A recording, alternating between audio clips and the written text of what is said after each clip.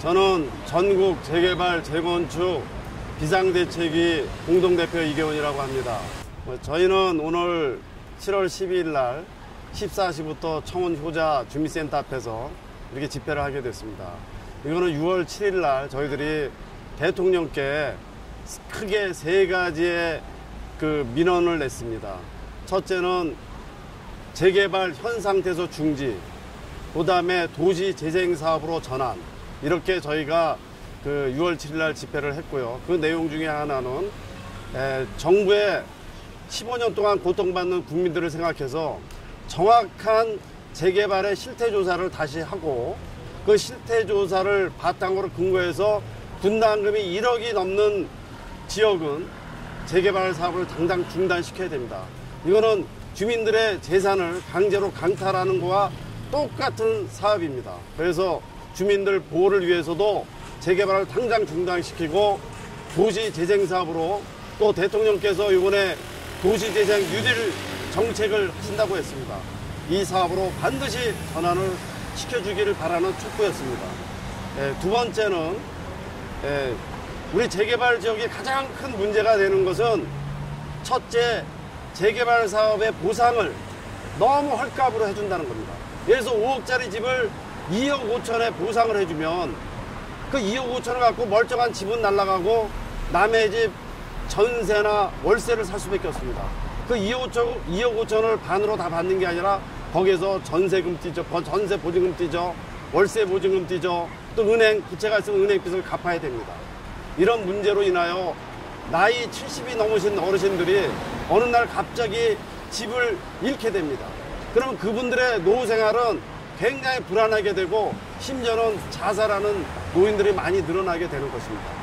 노인 정책으로 노후 복지연금을 노인들에게 20만 원씩 준다, 30만 원씩 준다, 그것이 중요한 게 아닙니다. 이렇게 노인들이 자기 집에서 월세를 받으면서 자기의 수입을 갖고 평범하게 살 수 있는 그런 가정을 만들어줘야 됩니다. 정부에서.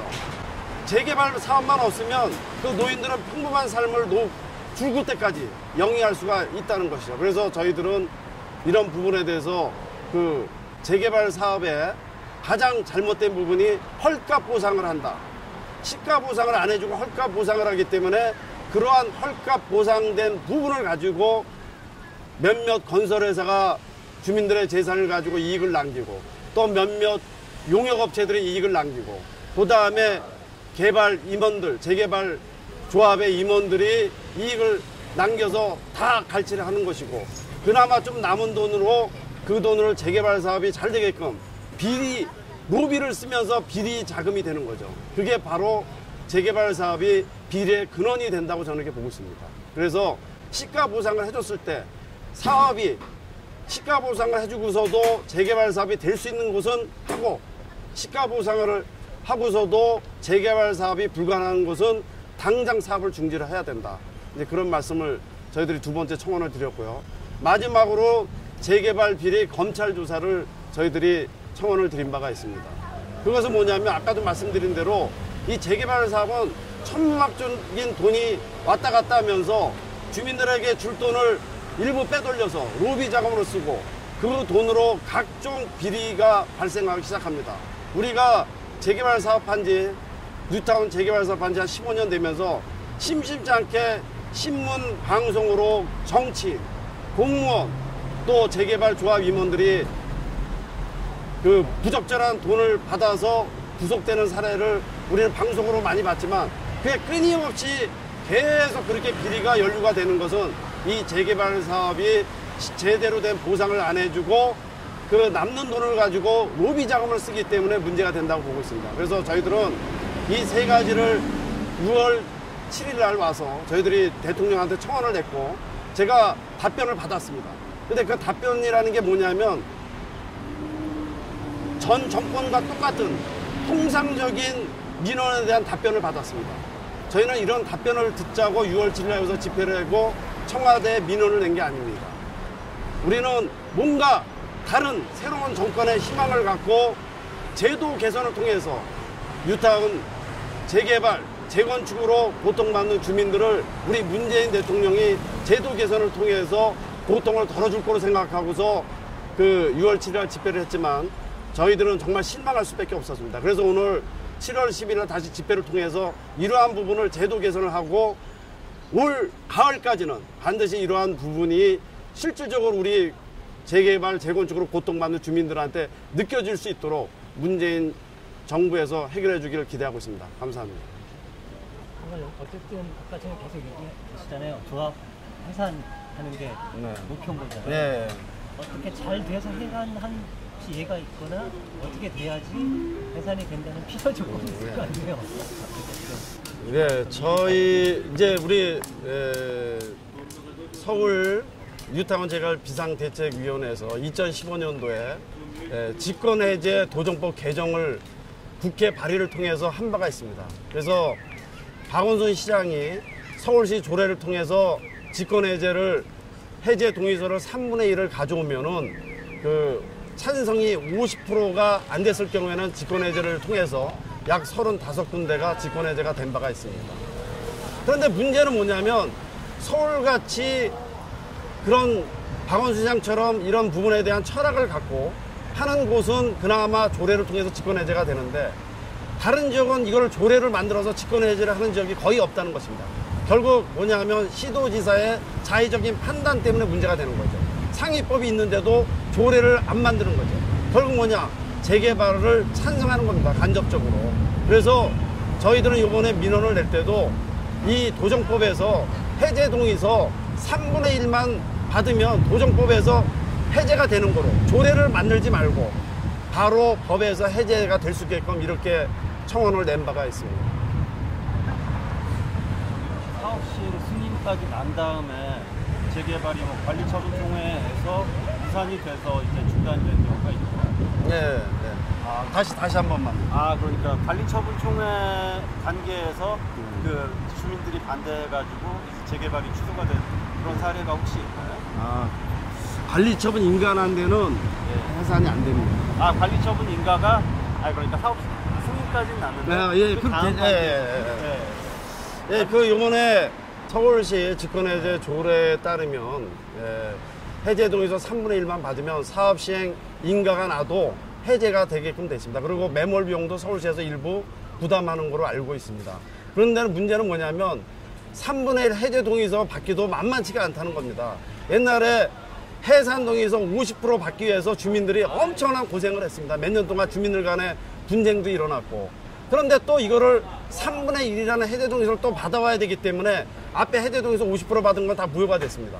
그래서 이제 이런 거보다는 그 사업이 예를 들어서 다음 단계를 넘어갈 때 조합에 자금이 없다거나 사업성에 문제가 있어서 2년 안에 다음 사업 단계 인가가 못 냈을 경우에는 바로 직권해제가 될 수 있게끔 이렇게 도정법 개정을 좀 하는 희망으로 청원을 또 낸 바가 있습니다. 혹시 그런 지역 사례는 알고 계신가요? 그러니까 뭐 사업식 인가까지 났는데도 취소가 될 사례. 이제 그 구역별로다가는 제가 정확하게 말씀은 못 드리지만 저기 그 개봉 1구역 같은 데는 관리처분 인가를 앞두고 해산이 됐어요. 관리처분. 삼성 5구역 관련. 그러세요? 그런데 그쪽 그 직권해제로 그 개봉동이 우리하고 비슷한 시기에 그 뭐 이것도 얘기를 해야 되나요? 아니요, 그냥 좋은 그냥- 것 같습니다. 그런 얘기. 이거 두고 찍을게요. 네. 편하게 말씀하세요. 이번에 직권해제 조례로 우리 개봉 1구역 같은 경우에는 관리처분 인가를 앞두고서 주민들이 3분의 1 해제 동의서를 내서 해산이 됐습니다. 그래서 저도 직권해제 개정에 그 개정을 하는 그 재개발 비대위원장으로서 제가 이거를 주도를 했었는데 너무나 보람되고 그렇습니다. 그래서 우리 신정 2-1도 3분의 1을 제출한 바가 있습니다. 제출한 바가 있는데 거기에 뭐 가짜 해제 동의서가 왔다고 그래가지고 저를 사문서 위조로 고소를 했어요. 그래서 그 사문서 위조 고소된 것이 해결될 동안은 해제 동의서를 못 올리겠다. 인정을 못 하겠다. 그래서 제가 조사받는 동안에 관리처분 인가가 나와가지고 저희 신정 2-1 해산을 못 시켰습니다. 제가 34%를 넘게 제출한 바가 있습니다. 해제 동의서. 너무 안타깝습니다. 그러면은 실제적으로는 이제 해제 동의서는 받았는데 그걸 가지고 이제 위법적이다라고 네, 조합에서 제보를 그런 한 거죠. 거군요. 네, 조합에서 그런 거죠. 그런데 그 다음에 관리처분청에서 또 통과가 네, 이제 그게 뭐냐면 그 해제 동의서를 제출했어도 관리처분 인가 신청을 하게 되면 해제가 될 수 없습니다. 그래서 관리처분 인가가 들어오는 바람에 신정 이다실이 해제를 못 시켜서 너무 억울하고 안타깝습니다. 그런데 실질적으로 그런 조합 같은 사람들도 여기가 사업성이 없고 뭐 이런 것들을 다 알 텐데 네. 그럼에도 사업을 추진하는 이유는 뭘까요? 이 조합은 우리 신정 이다실 뿐만이 아니라 어디를 가도 마찬가지입니다. 자기네 구역은 다 사업성이 좋다고 그럽니다. 예. 뭐 이래서 사업성이 좋고 뭐 교통이 편리해서 사업성이 좋고 지하철역이 가까워서 사업성이 좋고 옆에 무슨 뭐 목동 아파트가 있어서 사업성이 좋고 이런 식으로 사업성 나쁘다고 하는 재개발 조합은 한 군데도 없습니다. 예.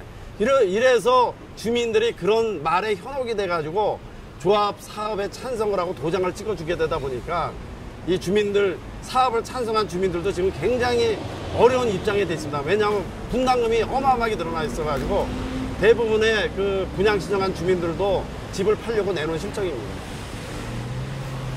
저기 주거재생 말씀을 아까 하셨잖아요. 네, 도시재생. 예. 도시재생으로 전환될 때 어떤 부분이 좀 긍정적이라고 생각하세요? 예, 저희는 그렇습니다. 아까도 제가 말씀드린 바와 같이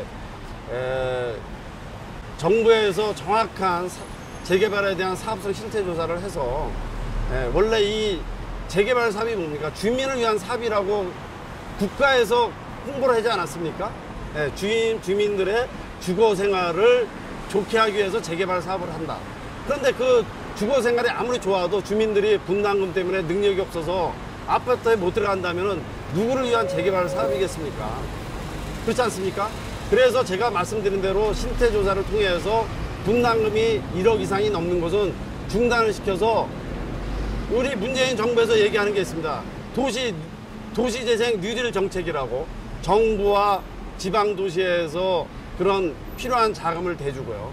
주민들은 그 강제적인 전면 철거가 아니고 내 집을 잘 수리하고 개선해서 살고 마을 개선 사업으로 함께 살던 역사와 전통을 간직하면서 살 수 있는 마을을 우리는 간직해야 됩니다. 지금 이 재개발 사업 때문에 전국에 있는 골목 이런 것이 다 없어지고 그냥 콘크리트 아파트만 전부 늘어서게 됩니다. 이렇게 아파트와 또 전형적인 이런 주거 형태, 일반 개인주택이 같이 혼재하고 있는 이런 도시가 저는 더 좋은 도시가 아닌가 싶습니다.